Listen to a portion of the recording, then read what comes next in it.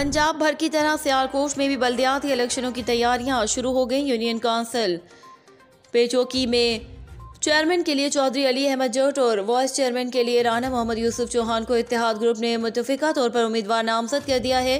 इत्तेहाद group के Rana Mohammad Iqbal, साबिका chairman Idris जटोल, Shahbaz गुल बोहरवालिया, Mohammad Asif advocate, Iftikhar उर्फ पोला, तारिक भुट्टा, शहबाज बिन सज्जाद गुल, डॉक्टर अब्दुल सत्तार मियाँ याहिया की हिमायत ने अली अहमद जट और राना मोहम्मद यूसुफ चौहान के पैनल की कामयाबी को यकीनी बना दिया है। इन ख्यालात का इजहार Chaudhry Khalid Mahmood Jat, director Jat poultry services ने ज़िले सदर Mohammad Shahbaz Bajwa, Pakistan group of journalist Sialkot से गुफ्तगू करते हुए किया। उन्होंने कहा कि अली अहमद जट की क़यादत में तमाम इत्तेहादियों को साथ लेकर चलेंगे और हल्के की तामीर और तरक्की में अपना अहम किरदार अदा करेंगे।